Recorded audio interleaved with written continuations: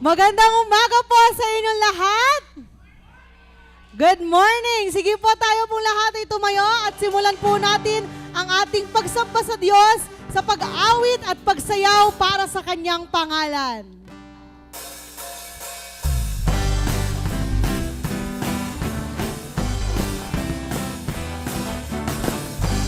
Huwag kang mahiya sa iyong katabi, umawit ka at sumayaw, pumalakpak para sa Diyos. We will seek your face, Almighty God. Turn and pray for you to heal our land. Father, let revival start in us. Then every heart will know your kingdom come. Lifting up the name of the Lord in power and in unity, we will see the nations turn, touching heaven, changing earth. Lifting up the name of the Lord in power and in unity, we will see the nations turn, touching heaven, changing earth, touching heaven, changing earth. Never looking back, we'll run the race. Giving you our lives, we'll gain the prize. We will take the harvest given us. Though we sow in tears, we'll reap in joy. Lifting up the name of the Lord in power and in unity.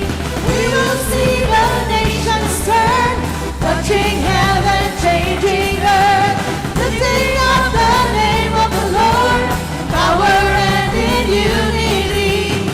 We will see the nations turn, touching heaven, changing earth, touching heaven, changing earth. Send revival,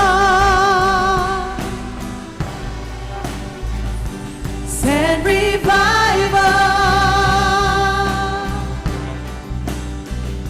send revival, send revival, send revival to us,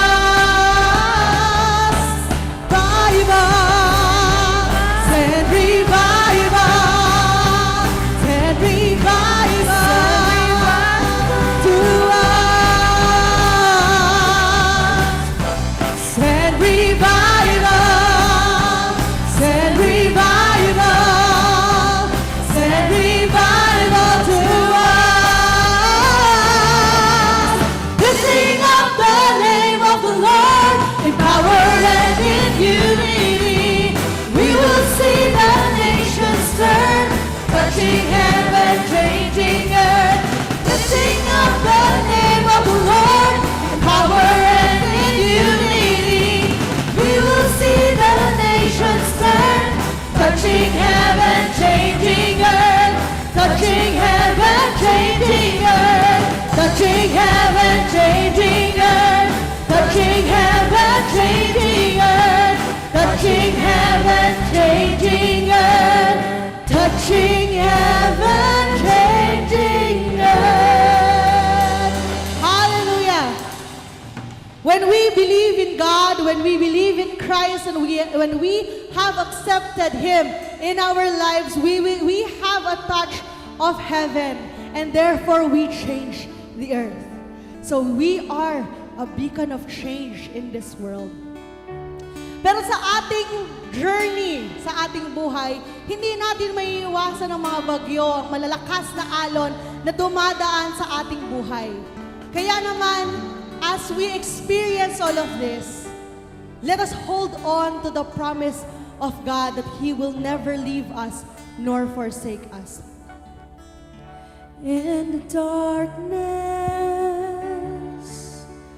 You are my light. In my weakness, You are my strength. my struggles, you give me rest. Lord, you know all that I need. I wanna scream and shout, and I will be all out to the one who gave me all. I will sing with all my soul. We'll give you shouts of praise, captured in love and grace. 'Cause you gave your life for me, unveiled my eyes so I can see Jesus. Your love completes me, your peace floods my soul. Where you lead me, I will go. When the tides go up, I'll never be afraid. I'll never be afraid, no Lord, 'cause I will call your name, the only name that saves. I wanna scream and shout, and I will be all out to the one who gave me all. I will sing with all my soul. We'll give you shouts of praise, captured in love and grace. 'Cause you gave your life for me, unveiled my eyes so I can see Jesus,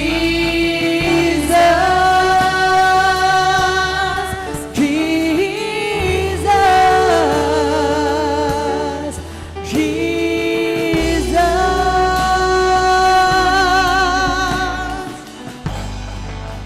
Hallelujah. Praise the Lord, our God and King. Praise the Lord over everything. He's the anchor of our soul. He's the one who conquers all. He can take away your pain, make the tides of sorrow end, lift you up and make you whole, giving praise to Him alone. I wanna scream and shout, and I will be all out to the one who gave me all. I will sing with all my soul. We'll give you shouts of praise, captured in love and grace. 'Cause you gave your life for me, unveiled my eyes so I can see. All my life I give to thee, to the one who set me free, Jesus.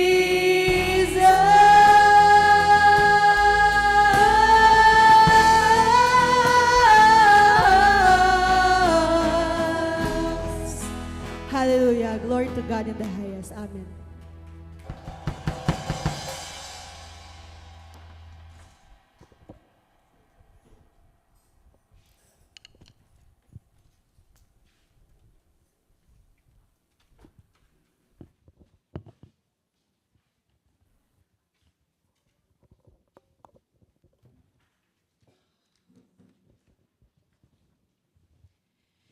In you, O Lord, I put my trust, for you are my strong refuge. Let my mouth be filled with your praise. I will praise you yet more and more My mouth shall tell of your righteousness and your salvation all the day. O God, you have taught me from my youth, and to this day I declare your wondrous works. Blessed are you who offer help, show understanding, provide encouragement, and show respect. Help us, God, to love one another as a church that welcomes with open hearts, open doors, and open minds. Awitin po natin ang ating opening hymn, Praise to the Lord the Almighty.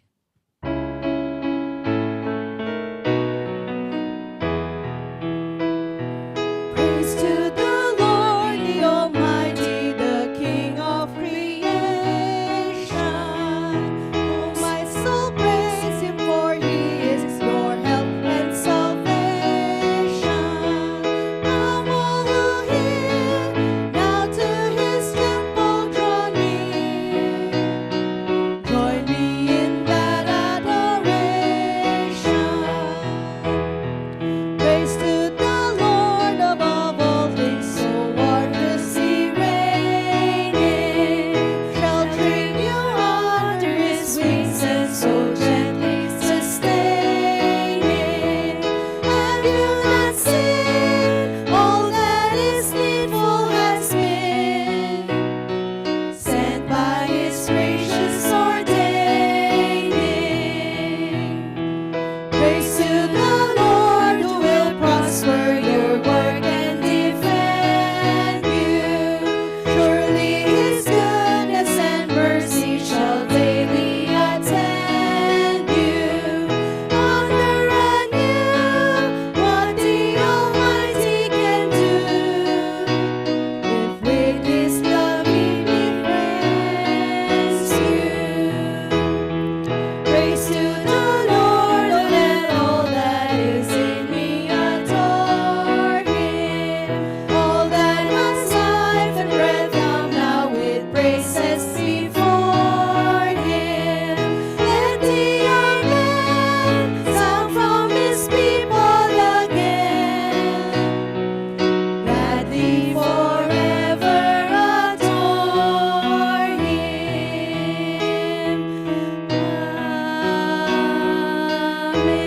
Amen. Tayo pong lahat ay manalangin. Heavenly Father, as we gather here today for our Sunday service, we come before you with gratitude in our hearts and praise.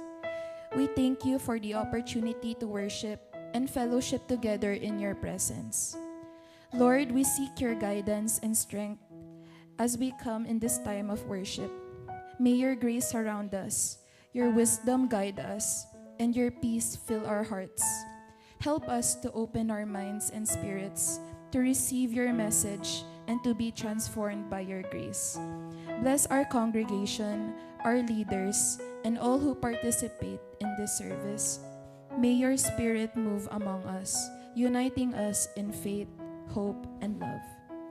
We offer this prayer in the most mighty name of your Son, Jesus Christ. Amen.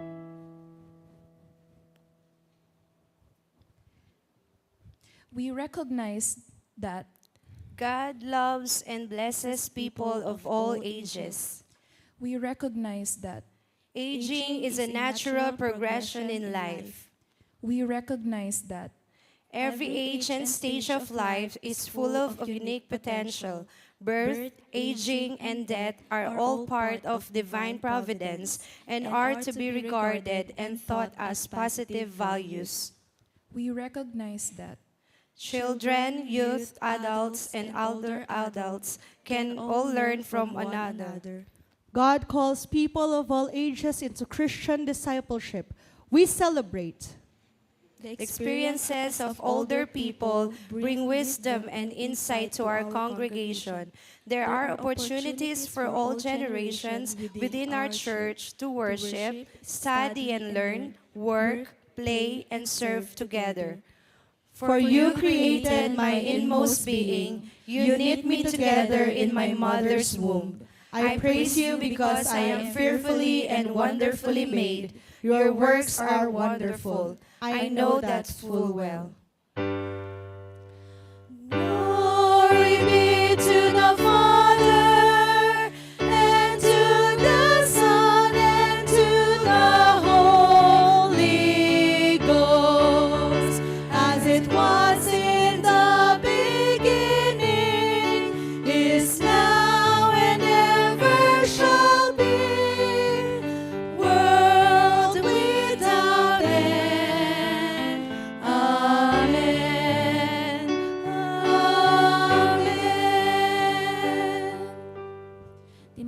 Tinatawagan po ang mga bata para sa kanilang children's choir.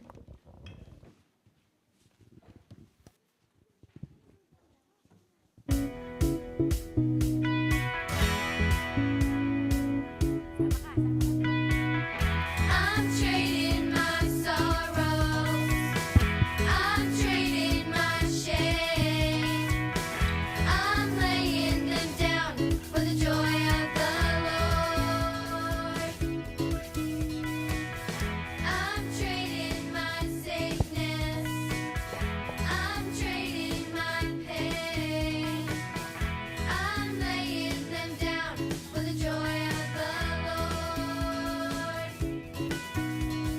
Yes, Lord, yes, Lord, yes, yes, Lord. Yes, Lord, yes, Lord.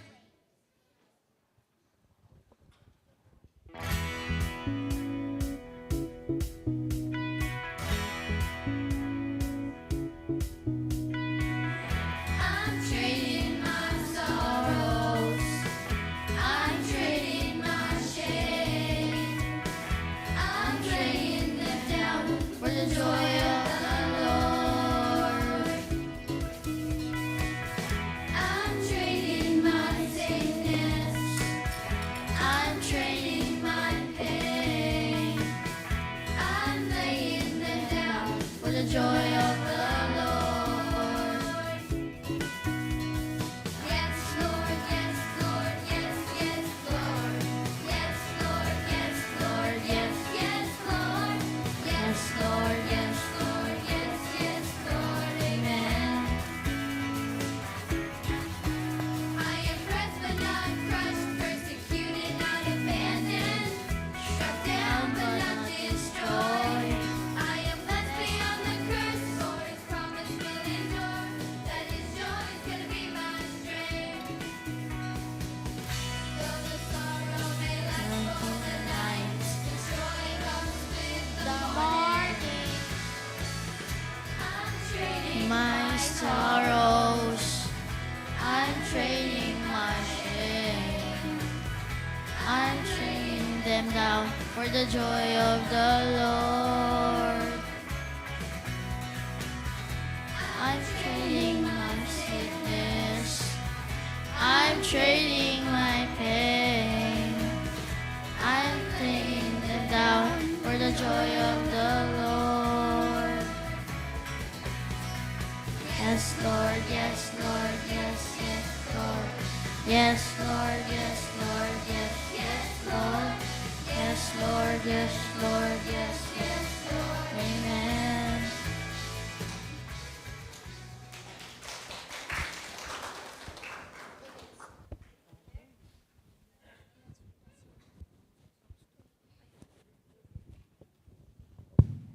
Tinatawagan po lahat ng mga bata upang sila po ay ipanalangin.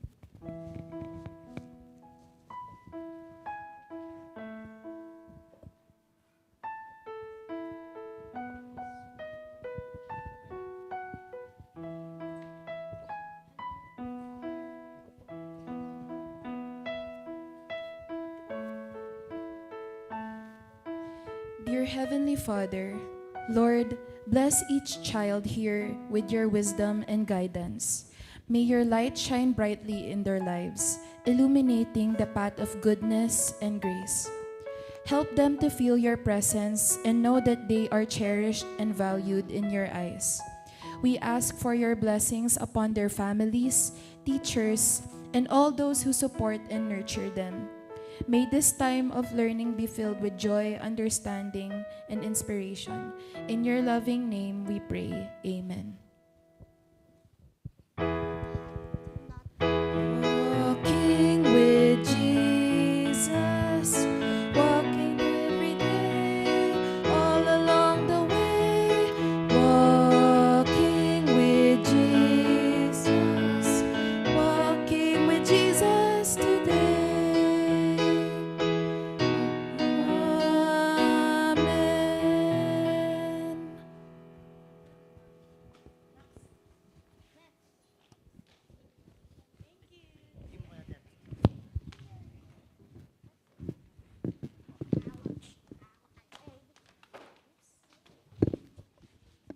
Muli po, magandang umaga po sa inyong lahat. Good morning po. Sa ating pong ngayong linggo, isineselebrate po natin ang Persons with Disability Sunday or PWD Sunday at Senior Citizen Sunday. Ano? So, ito ay initiative ng Church and Society ng ating distrito at galing po ito sa ating General Church, no? That in the month of July, we celebrate the life of people with disabilities. Ayan. Kaya naman po, ngayong araw na ito ay doon tayo magfo-focus. Ano po? Pero bago po ang ating announcement, nais po nating batiin ang ating mga kapatid na nagdiriwang ng kanilang kaarawan this week. Ngayon po, July 21, Edgardo Bundalian. Happy birthday!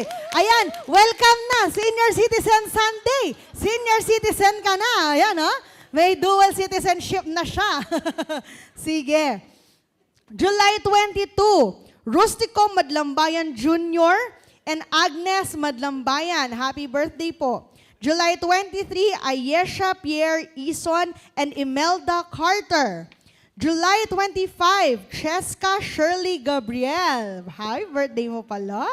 July 26, Frank Olay and Anita Tamondong Arciaga. Happy birthday po sa inyong lahat. Happy birthday to you. Happy birthday to you. Happy birthday, happy birthday, happy birthday to you. Happy birthday po. Mostly po sa ating celebrants, ano, nasa Amerika. Happy birthday po. At yung iba po na nandirito, maaari po kayong pumunta sa harapan.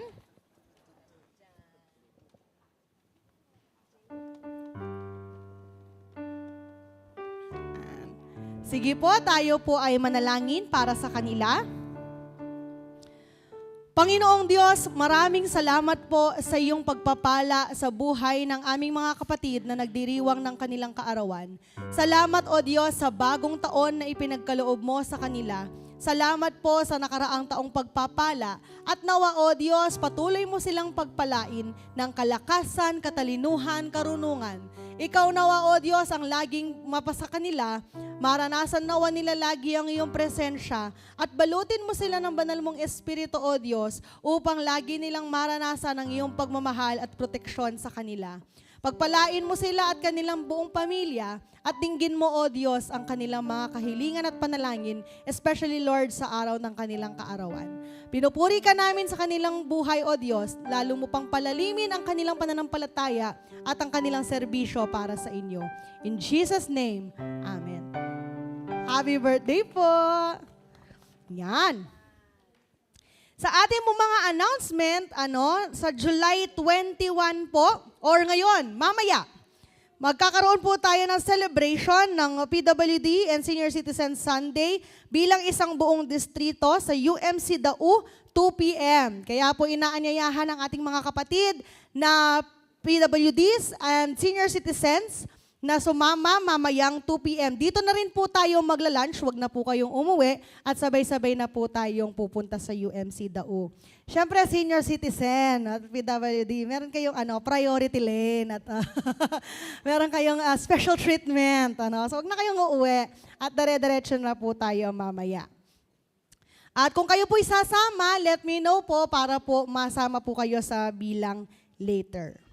Sa July 27 naman po, magkakaroon ang NPDWSCS ng Spiritual Advancement Cum Leadership sa Friendship UMC, 8 a.m. to 12 noon. Lahat po ba ng kababaihan ito? Ayan, so inaanyayahan lahat ng WSCS ng ating simbahan na makilahok dito sa spiritual advancement na ito. No? Kailangan natin po ito, lalo na sa ating mga ministries na gagawin. Kaya naman, kung kayo ay interesadong sumama, ibigay alam nyo po sa ating presidente, si Tita Elona, para po maasikaso yung inyong masasakyan sa Friendship UMC. At Batiin po natin o ikinagagalak ko sa inyong ipaalam na ang ating pong lay leader, si Sister Ana Rose de Guia, ay ang elected or newly elected president ng PAMPAC WSCS. Kabuuan na po ng Pampanga. Kaya purihin po ang Diyos dahil patuloy na nangingibabaw ang kabutihan ng Diyos sa ating simbahan. Ang dami pong leaders ng ating church na nagsaserve hindi lamang dito sa simbahan, kundi pa naman sa ating distrito at sa ating komperensya. Kaya purihin po natin ang Panginoon at patuloy nawa tayong maging aktibo sa ating mga ministeryo at gawain. I-welcome din po natin ang ating mga bisita sa umagang ito. Kasama po natin si Lian Kyle Lures. Tumayo ka, anak. Si Lian, ayan. Tapos si Eloisa Kim Magsino, ayan. Sila po ay mga kabataan pa, no? Mga youth pa, ayan. Kaya mga kabataan, mamaya, wag muna kayong agad uuwi, May patsena sila eh. So, wag muna kayong uuwi, ayan.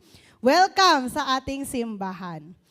At bilang parte po ng paghahanda ng ating mga kabataan para sa kanilang Christmas Institute sa December, malayo pa po, pero dahil malayo-layo ang kanilang institute, nais nilang magbigay ng kanilang parte para sa lahat ng gagastusin sa kanilang Christmas Institute. Nagsimula na sila actually ng kanilang fundraisings this month, this conference year. At ngayong linggo pong ito, magsisimula ang kanilang Color of the Day. Ayan. Sino nang nandito sa inyo mga years ago? 6 years ago? 10 years ago, nung ginawa natin to. Ayan. Magkano po ngayon per color? 5 pesos. Ay, wala pang increase, no? Kasi after 10 years, 5 pesos pa rin. 10 pesos na. O, ano na tayo? Meron na tayong inflation. So, ganito po ang gagawin natin sa Color of the Day para masaya. Dati po, bumubunot tayo. Pero yung kasi mga binubunot, madaya yun. Kaya gagawin natin, mag-color wheel tayo kung anong kulay ang matapat, anong word na matapat. Kung meron kayo noon sa inyong kasuotan, magbabayad kayo ng 10 pesos. Yan. So for example, natapat siya sa color white. Lahat ng may color white na suot, magbabayad ng 10 pesos. Ayan. Yan po ang pinaka pwede nilang gawin sa ngayon para po matulungan natin sila mag-ipon para sa kanilang Christmas Institute. Sige, ikot na natin yan. Mahal po kasi ang registration fee nila, kaya tulungan nyo po sila.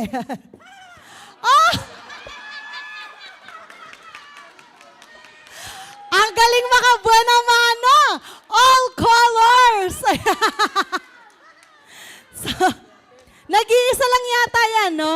Oo, nag-iisa lang. So, all colors, magbibigay po ng 10 pesos. Ang kanila pong finance head, si Roshito, at ang kanilang finance officer, si Trisha. Pwede niyo pong ibigay sa kanila lahat ng kulay. All colors, ayan. Sa susunod po linggo, iba na ng mga kulay na nakalagay dyan. Ayan. So, 10 pesos lamang po iyon. Ma'am, pwede naman kayong mga anak, pwede kayong mag-kolekta mamaya. Roshito, Trisha, later after ng service. Mag-abang kayo sa pinto, gano'n, no? Tsaka kayo kumanta, happy birthday to you. Habang closing, oo, yan. Mag-abang kayo dyan sa likod. Para po hindi masyadong malaki ang gastos ng ating simbahan sa kanila. Dahil sa Baguio po ang CI nila sa taon na ito. Okay. Sige po. Kaya next week po, maghanda po kayo ng inyong coins. Yung mga para na po kayo nag-iimpok para sa ating mga kabataan. Sige po, kung wala na po bang announcement magmula sa ating mga lay organization, kahapon po nagkaroon po ng fellowship ang ating mga kabataan, kaya late po silang nakauwi. Ayan, pero next month pong muli, monthly po yan na kanilang fellowship. Kaya inaanyayahan namin ang lahat ng ating mga kabataan, everyone ages 12 to 23 years old. Welcome po kayong lumahok o makibahagi sa ating monthly fellowship. Usually po, kalagitnaan ng buwan. Ayan po. So, please join us and help us pray sa ating mga susunod na gawain. At hintayin nyo rin po ang aking announcement para po sa araw ng ating council meeting. Siguro ito'y gagawin na lang natin online para po bago matapos ang buwan, makapag-council meeting po tayo para aprubahan ang ating mga paparating na ministeryo sa taong ito, sa conference year na ito. So ayan po, maraming salamat po. Tayo po ngayon ay dumako sa pananalangin.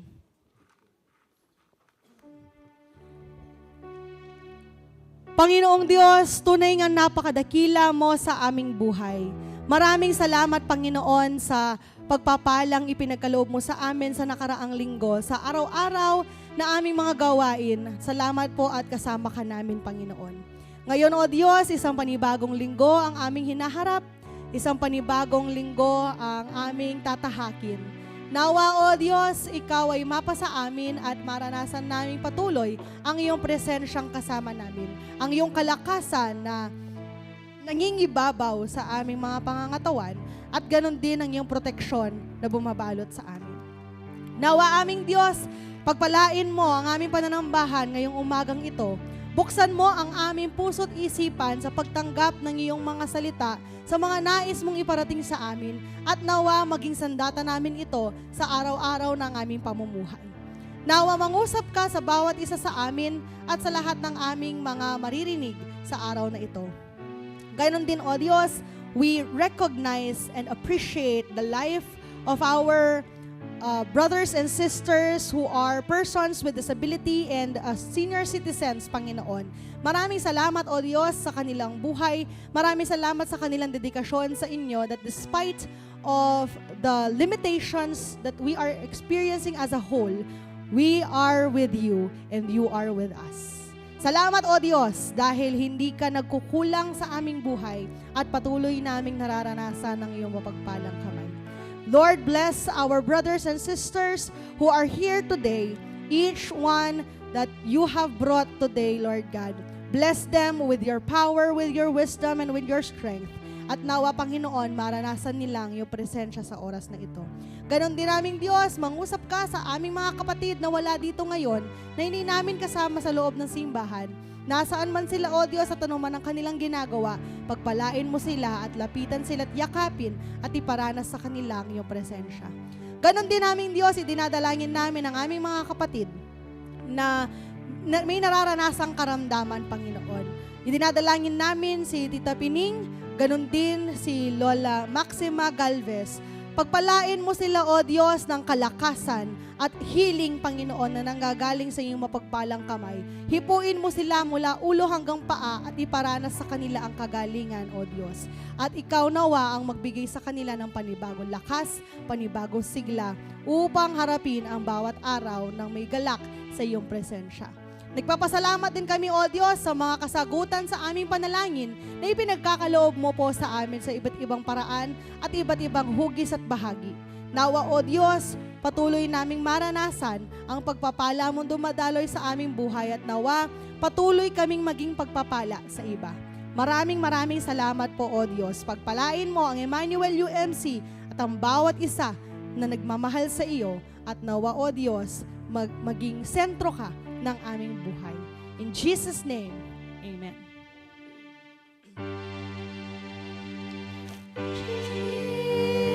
Jesus, oh Jesus, come and fill your land. Jesus, oh Jesus, come and fill your land.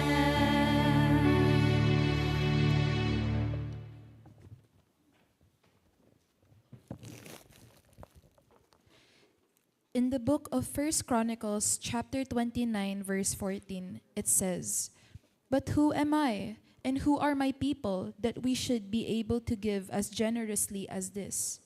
Everything comes from you, and we have given you only what comes from your hand. Gawin po natin ang ating paghahandog.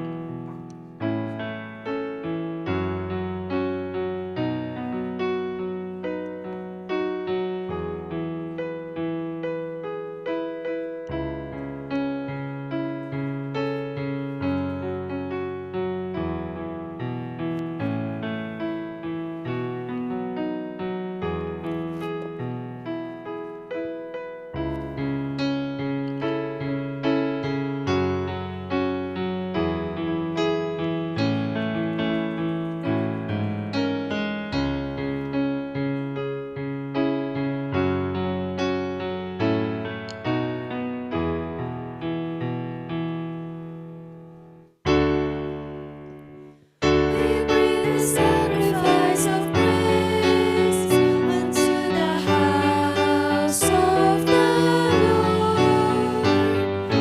We bring the sacrifice of praise unto the house of the Lord, and we offer up to you the sacrifices of thanksgiving, and we offer up to you the sacrifices of praise.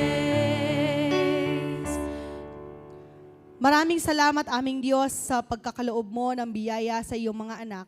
At bilang pasasalamat, O Diyos, tanggapin mong mga kaloob na ito sa iyong templo at nawa gamitin mo ito para sa ikalalago ng ministeryo mo sa pamamagitan ng Emmanuel UMC. In Jesus' name, Amen.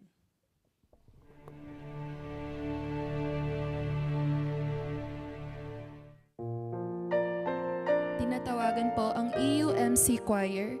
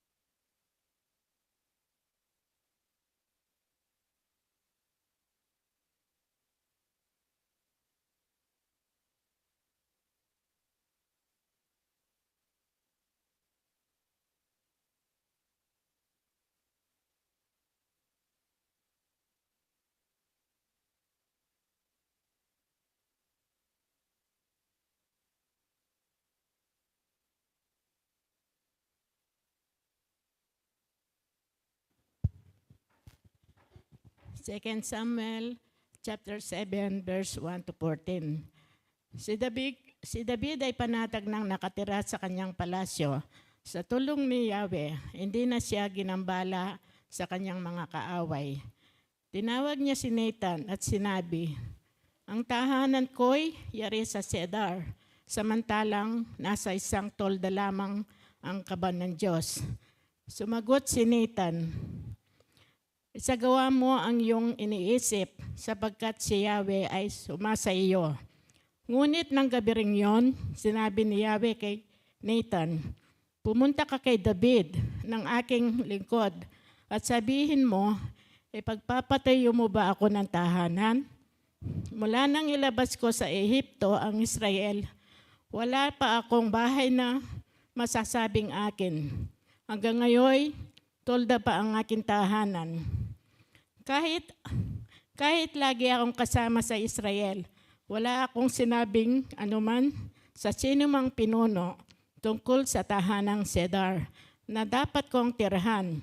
Gayon ako ang pumili sa kanila ng mamahala sa aking kawan. Sabihin mo rin sa lingkod kong si David, ang salitang ito ni Yahweh. Kinuha kita mula sa pagpapastol ng lupa upang gawing pinuno ng bagong Israel. Kasama mo ako saan ka man magtungo sa lahat ng mga kaaway ng aking nilipol. Gagawin kong dakila ang iyong pangalan tulad ng mga dakilang tao sa daigdig. Bibigyan ko ang Israel ng kanyang lupa at doon ko papatirahin. Wala nang gagambala sa iyo bukod dito. Ako'y si Yahweh ang nasasabi sa iyo, papapatagin ko ang iyong sambahayan. Pagkamatay mo, isa sa mga anak mong lalaki ang hahalili sa iyo bilang hari at papapatagin ko ang kanyang kaharian. Siya ang magtatayo ng templo para sa akin at sa kanyang angkan. Magmumula ang maghahari sa aking bayan magpakailanman. Ako'y kanyang magiging ama at siya'y aking magiging anak. Kung siya'y magkasala, paparusahin ko siya tulad ng pagpaparusa ng ama sa nagkakasalang anak.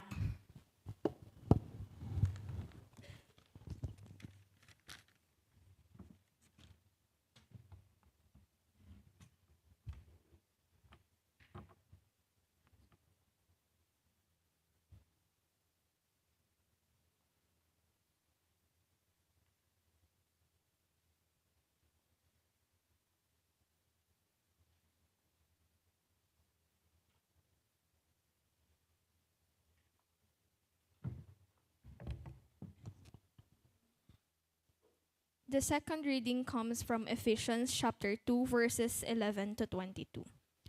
Therefore, remember that at one time, you Gentiles in the flesh, called the uncircumcision by what is called the circumcision, which is made in the flesh by hands, remember that you were at that time separated from Christ, alienated from the commonwealth of Israel, and strangers to the covenants of promise, having no hope and without God in the world. But now in Christ Jesus, you who once were far off have been brought near by the blood of Christ. For he himself is our peace, who has made us both one and has broken down in his flesh the dividing wall of hostility, by abolishing the law of commandments expressed in ordinances, that he might create in himself one new man in place of the two, so making peace, and might reconcile us both to God in one body through the cross, thereby killing the hostility. And he came and preached peace to you, who were far off, and peace to those who were near. For through him we both have access in one spirit to the Father. So then you are no longer strangers and aliens, but you are fellow citizens with the saints and members of the households of God, built on the foundation of the apostles and prophets, Christ Jesus himself being the cornerstone, in whom the whole structure, being joined together, grows into a holy temple in the Lord. In him you also are being built together into a dwelling place for God by the Spirit.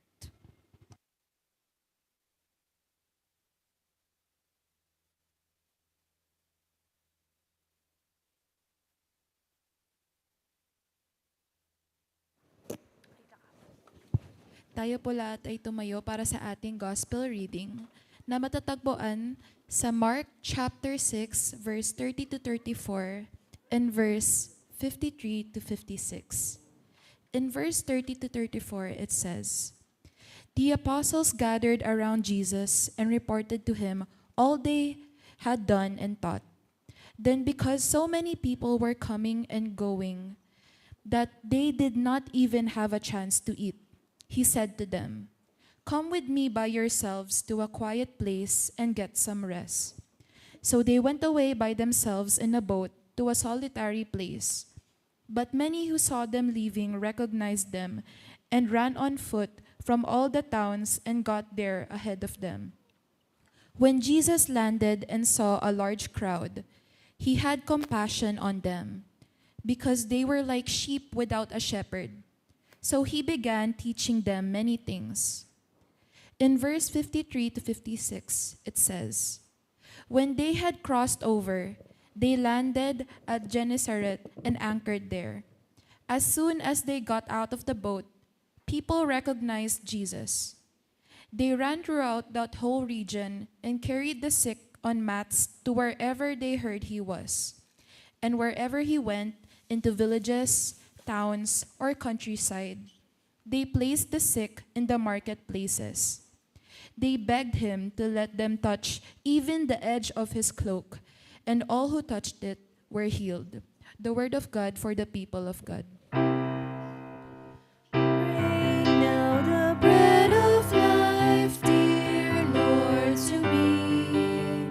As thou didst broke the loaves beside the sea. Beyond the sacred page, I see thee, Lord. My spirit pants for thee, O living word. Amen.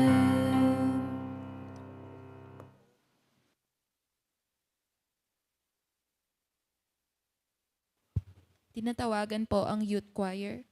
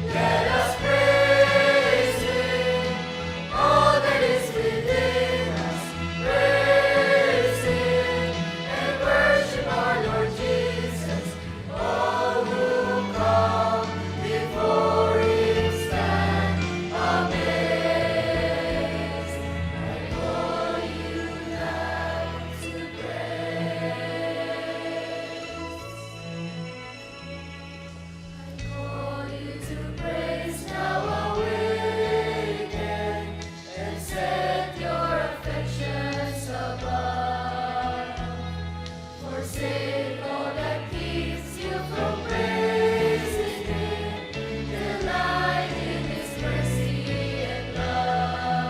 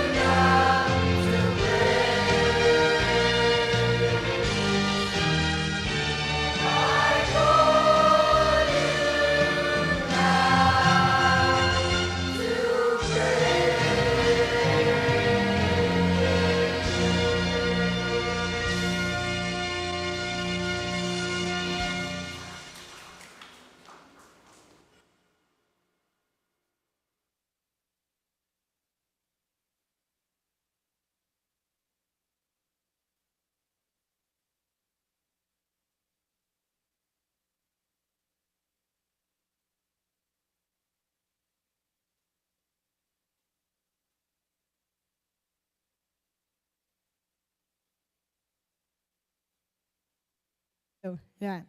Kagaya po ng sinabi ko kanina, ngayon po ay Persons with Disability Sunday. At sinasabay din po natin dito ang Senior Citizen Sunday. Dapat pala next year ang itawag dito ng Church and Society, Discount Sunday. Ay, may discount and Priority Sunday. Ganon. Sige. Ang ating pong teksto na gagamitin para sa ating mensahe ngayong umagang ito ay matatagpuan sa Romans chapter 8 verse 28. Ang sinasabi niya, and we know that in all things God works for the good of those who love Him, who have been called according to His purpose. Ito po ay bersikulo para sa team ng PWD Sunday ngayon na God made me able. So the question is, PWD Sunday ngayon, but are you a person with disability? Ikaw ba? Are you a person with disability? If yes, what are your disabilities? What are your weaknesses? In our life, hindi lahat tayo ay pasok doon sa standard ng disability na sinasabi ng gobyerno that makes for all of us to experience the benefits and the like ng mga PWDs. But all of us are not made perfect. All of us have limited capacities and weaknesses that makes us disabled in some parts of life. So kung titignan natin, lahat tayo, dahil hindi naman tayo perpektong ginawa, meron tayong kakulangan, meron tayong mga limitations and weaknesses sa ating buhay. Some may not be physical or psychological disabilities that we can see or feel. But it can also be a disability in some circumstances in the duration of one's life journey. So, pwedeng bahagi ito ng iyong buhay na kapag nangyari ito, we become disabled. For example, for all the students, no, marahil ay you become disabled when you suddenly fail your class. Or when you fail a quiz or exam. Or kapag hindi mo na-submit yung iyong mga requirements on time, and you feel limited doon sa kaya mong gawin dahil hindi ka na inaalaw nung teacher mo na mag-remedial o kaya naman ay mag-submit ng requirements. Pwede rin naman because of chronic illness, that we may be once healthy, we may be once okay when we were born, pero this illness have taken over our life that we become disabled for the part of it. And for some accidents, no, ang daming mga nangyayaring mga aksidente na nakikita at napapanood natin sa TV, sa balita. Kung minsan, they are young, they are healthy, walang karamdaman, walang kahit anong sakit, tapos makakaranas ng aksidente at mapipilayan o kaya naman ay mapaparalyze. Ano? So there are instances in our life that we may feel disabled for some part of it. Hindi man tayo physically ailing or hindi man tayo pilay or something like that. Pero may mga limitation tayo sa buhay. So on these moments when we are in our utmost vulnerable self, what hope do we have inside of us? What and who do we cling to when we just want to give up because of the disabilities life throws at us?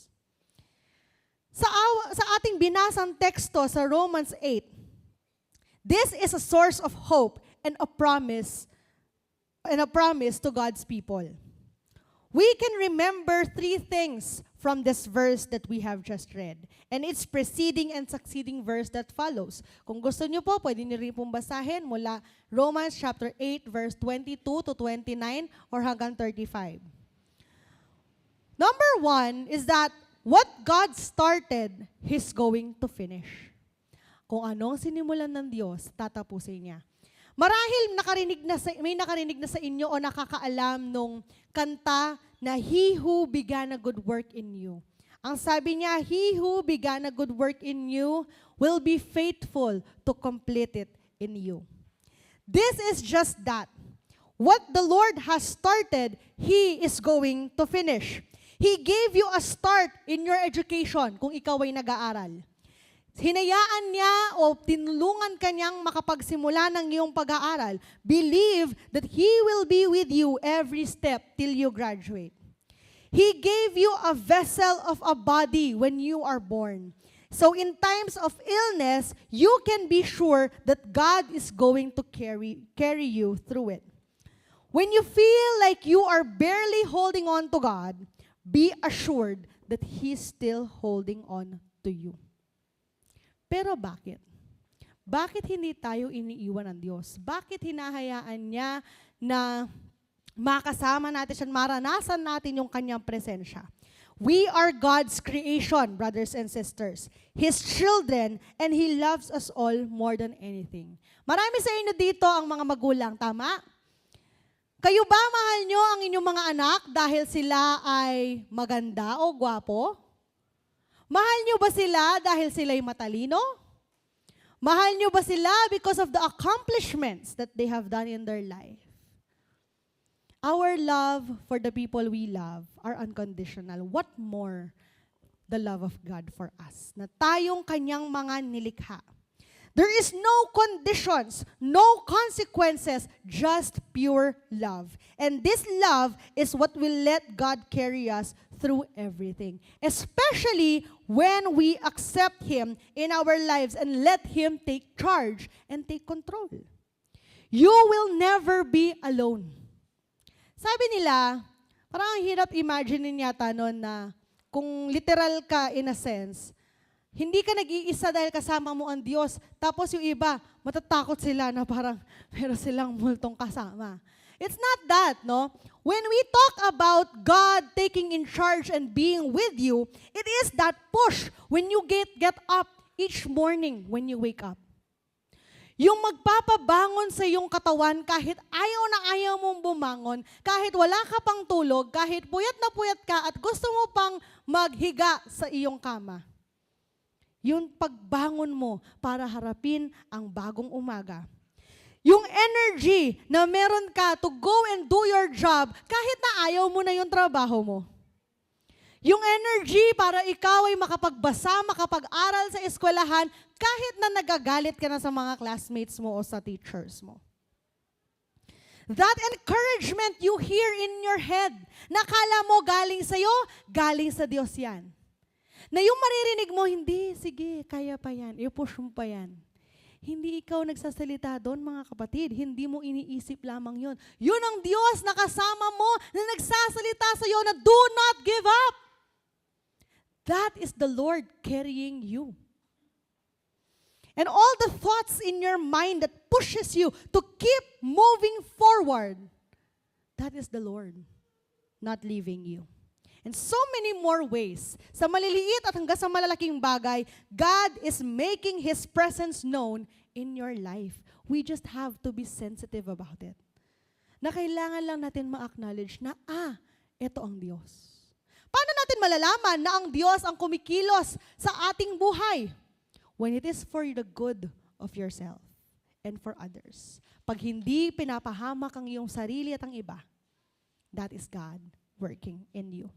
You just have to acknowledge that and feel that. When you are already in the brink of giving up, God is there with you, helping you survive and eventually thrive. What He has started, He's going to finish. Pangalawa, God is using all things to make you more like Jesus. Narinig niyo na ba o sinabi na ba sa inyo ng ibang tao na sinasabi, whatever is going on with your life, it is part of a bigger picture. Na ano man ang nararanasan mo ngayon, may mas malaking bagay pa dyan. O bahagi yan ng isang malaking bagay. O kaya naman yung sinasabi nila na pinapatatag ka ng Diyos. That is true in this sense. The Lord is using the circumstances in your life to make you more like Jesus. Yun yung end goal sa ating mga Kristiyano. To live a life being Christ-like. But how can we experience that if we will not learn? How can we get there if we just simply live day by day na nakahiga lang, na nakaupo lang, na walang nararanasan sa ating buhay. All of us experience things, some bad, some good. Kung minsan itong mga bagay na nararanasan natin, consequences ito ng mga desisyon natin sa buhay.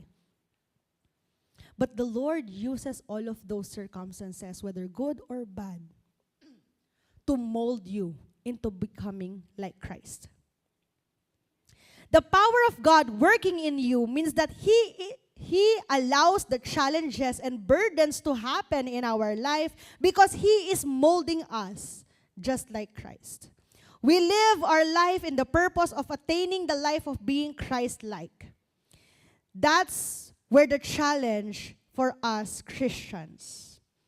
Kapag ba tayo ay nakakaranas ng pagsubok o ng mga paghihirap sa ating buhay, will we let God mold us, or are we gonna go down the dark path because of the different disabilities we have in life? Kapag may nararanasan tayong masama sa ating buhay, hahayaan ba natin yon na mag-take over doon sa ating pagkatao and to disable us into this life when God made us able? Are we gonna let these circumstances that are happening in our life to bring us down when God has made us able? He holds us and controls us if we let Him. And so siyang bahala sa ating buhay. Kung titignan natin, lalo na sa inyong mga marami na naranasan sa buhay, when you look back on all those things that are happening to you in the past, na para bang gusto mo nang gumive up, na parang wala nang pag-asa. Tapos maglo-look back ka, kaya pala nangyari to, kasi ganito yung mangyayari sa buhay ko ngayon. Kaya pala nangyari yun, kasi magiging ganito ako. Have you realized that? Or have you experienced that moment in your life na may light bulb? Na, kaya siguro lagi ako napapagalitan sa teacher noon para maintindihan ko yung mga guro, magiging guro pala ako ngayon. Possible? Yes. The things that are happening in our life will mold us into who we are going to be in the future and until the end of time. And so hold on to that promise. Pangatlo, your story ends with the redemption of your body. Si Paul, na siyang nagsulat ng Romans, says sa verse 22 to 23, creation has been groaning together with labor pains until now. We also groan within ourselves, eagerly waiting for adoption and the redemption of our bodies. Hindi man ito maintindihan ng mga kabataan o mga bata-batang hindi nakakaranas ng pain sa kanilang katawan. But for those who experience pain, you know that you long for that promise of the redemption of your body. Na wala nang paghihirap, wala nang pasakit. There is a physical redemption coming and our bodies literally groan for it. In Christ, our groaning is a promise that our bodies will one day be redeemed. And not just back to the days of our youth. Hindi yung babalik tayo dun sa pagkabata o dun sa pagka-teenager. Siguro kung may redemption ang gusto ko sa katawan ko, nung mga 2021 ako, yung tipong kasya pa yung small, XS, ganon, no? But it's not that. The Lord is not talking about that when He talks about redemption. It is a body like Christ's resurrected body. May sugat si Christ. May butas ang kanyang palm. Nandoon yung marka ng crucifixion, but there is no pain. We will live our life free of that pain, of sickness, of hurting, and groaning daily realities. Hindi man natin maintindihan ang naghihintay sa atin sa langit. Hindi natin alam kung anong expectations ang pwedeng meron tayo kapag tayo namatay at pumunta sa langit. But Paul says in 2 Corinthians chapter 4, verse 17, that it is like a light of glory. Even the worst things we experience now are going to seem like a momentary light affliction. Na parang, ay, bigla ka lang nasilaw. Ganon lang daw lilitaw. Ang pinakamalalang nangyari sa iyong buhay, ganon katindi ang glory ng Panginoon na naghihintay sa atin. And that is the promise of redemption for all who believe and follow Christ. That when you have accepted Jesus, there is a promise of a redemption, of a resurrection, of a new body in spirit and in Christ, awaiting for us in heaven. You may not see it in this life. No, yung sinasabi nilang heaven in earth. But not a single second of your suffering is wasted. Walang sayang.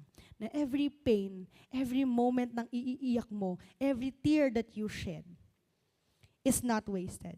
Not one thing that happened in your life that the goodness of God, of our God, will not one day transform into glory. So imagine ninyo kung ang bawat luhang papatak sa inyo because of pain ay isang panibagong nabibuild doon sa kaharian sa langit ng Diyos para sa'yo.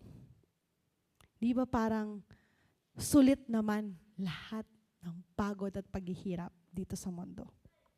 You may not see it right now, but in a world consumed by pain, corruption, and futility, we have hope that we can cling to in this life.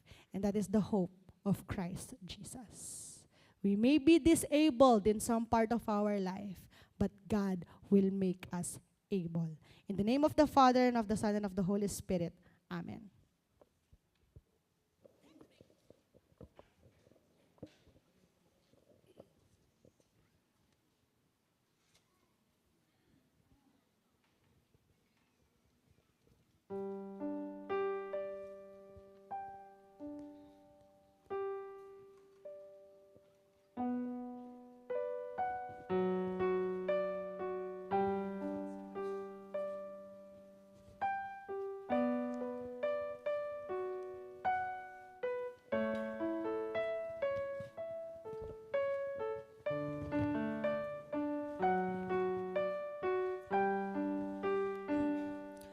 The Lord be with you. And also with you. Lift up your hearts. We lift them up to the Lord. Let us give thanks to the Lord our God. It is right to give our thanks and praise. It is right and a good and joyful thing always and everywhere to give thanks to you, Father Almighty, Creator of heaven and earth. And so with your people on earth and all the company of heaven, we praise your name and join their unending hymn. Holy, holy, holy Lord, God of power and might, heaven and earth are full of your glory. Hosanna in the highest. Blessed is he who comes in the name of the Lord. Hosanna in the highest. On the night in which he gave himself up for us, he took bread, gave thanks to you, broke the bread, gave it to his disciples, and said, "Take, eat. This is my body which is given for you. Do this in remembrance of me." When the supper was over, he took the cup, gave thanks to you, gave it to his disciples, and said, "Drink from this, all of you. This is my blood of the new covenant poured out for you for the forgiveness of sins. Do this as often as you drink it in remembrance of me." And so, in remembrance of these, your mighty acts in Jesus Christ, we offer ourselves in praise and thanksgiving as a holy and living sacrifice in union with Christ's offering for us as we proclaim the mystery of faith. Christ has died, Christ is risen, Christ will come again. By your Spirit, make us one with Christ, one with each other, and one in ministry to all the world, until Christ comes in final victory and we feast at his heavenly banquet. Through your Son, Jesus Christ, with the Holy Spirit in your holy church, all honor and glory is yours, Almighty Father, now and forever. Amen. Our Father, which art in heaven, hallowed be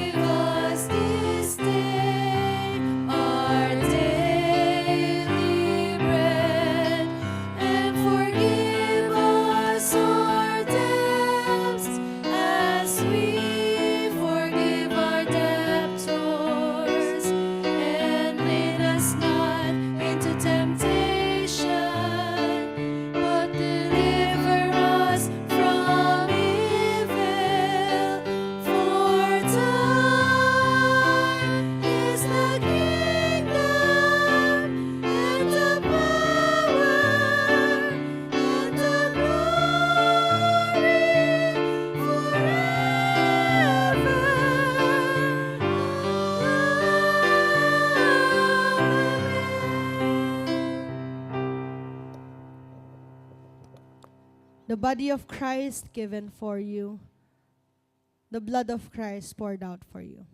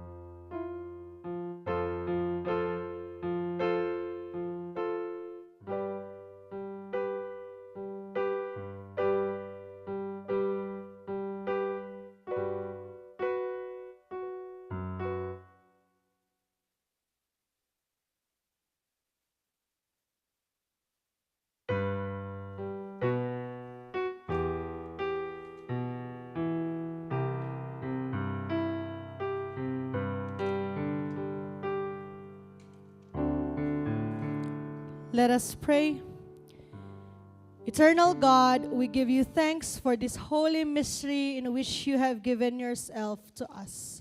Grant that we may go into the world in the strength of your Spirit to give ourselves for others. In the name of Jesus Christ our Lord. Amen.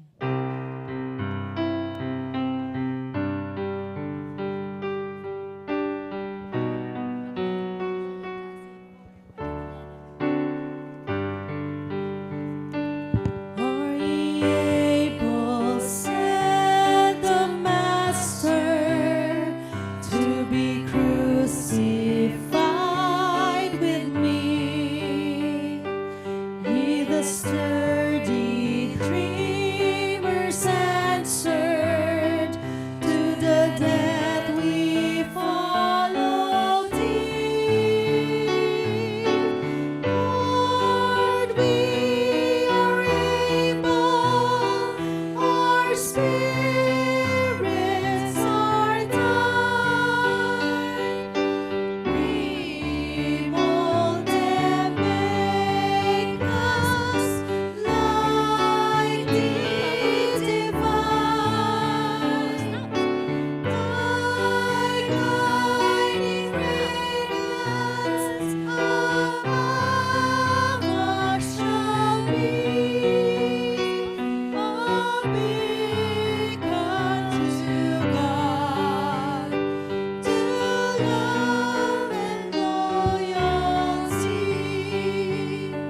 Are ye able to remember when a thief lifts up his eyes, that his pardoned soul is worthy of a place in paradise? Lord, we are able, our spirits are thine. Remold and make us like thee divine. Thy guiding radiance above us shall be, a beacon to God, to love and loyalty. Are ye able, when the shadows close around you with the sun, to believe that spirit triumphs, to commend your soul to God?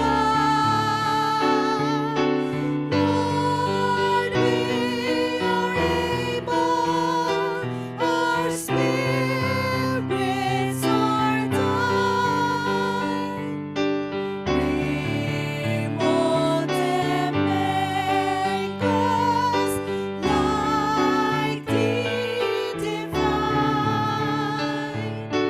Thy guiding radiance above us shall be, a beacon to God, to love and loyalty. Let us pray. Lord God, truly you have and will always make us able. Salamat, O Diyos, sa iyong kalakasan, katatagan, katalinuhan, karunungan, na patuloy mong ipinagkakaloob sa amin. That even though, Lord, we have experienced disabilities and limitations in our lives, Panginoon, patuloy ka pa rin kumikilos, patuloy mo kaming pinaparanas sa amin, O Diyos, ang iyong presensyang hindi kami iniiwan at patuloy kaming ginagabayan. Lord, help us to have a strong heart, stronger faith and hope in you. Na kahit na kami nahihirapan sa aming buhay at sa mga pagsubok na aming kinakaharap, nananatili pa rin ang aming tiwala sa inyo. Help us, Lord, to hold on, to hold steadfast to your love and promise. Tulungan mo kami, O Diyos, na ang aming bawat araw ay maisuko sa inyo upang kayo ang siyang kumilos para sa amin. And Lord, bless us with the strength that we need, with everything else that is going on, Lord God, in our surroundings, in our lives, in our families, with our responsibilities, whether sa school man yan, Panginoon, o sa trabaho. Ikaw nawa, O Diyos, ang patuloy na manahan sa amin sa bawat aspeto ng aming buhay na ito at punuan mo ng iyong kalakasan, ng iyong blessing, ng iyong mapagpalang kamay ang aming mga kakulangan. Tulungan mo kami, O Diyos, na bumangon sa bawat araw, na daladala at bitbit ang iyong pangalan at ang iyong mga salita. Tulungan mo kami, O Diyos, to be encouraged sa mga hopeless situation, Panginoon, na nararanasan namin. And help us, Lord God, to continue on moving forward even though we have lost all hope. And Lord, implant in us the faith, the courage, the peace that is coming from you. Tulungan mo kami, O Diyos, na harapin ang bawat araw ng may galak despite of everything that is going on. Help us to survive and to thrive. Panginoon, nagpapasalamat po kami sa iyong mensahe, sa iyong mga naiparating sa amin, at nawa maging sandata namin ito at bitbit sa bawat araw ng linggong ito. Nawa, Panginoon, patuloy kang mangusap sa amin sa araw-araw at patuloy kang kumilos sa aming buhay. Pinagkakatiwala po namin sa iyo ang aming buhay, ang aming pamilya, ang aming mga mahal sa buhay, ang aming araw-araw, ang bawat plano, ang bawat pangarap, ibinibigay namin sa iyong mga kamay. Maraming salamat po. In Jesus' name, Amen. Let us open our hands in a gesture of receiving. The Lord bless you and keep you. The Lord make His face shine upon you and be gracious unto you. The Lord lift up His countenance to you and give you peace, now and forever. Amen.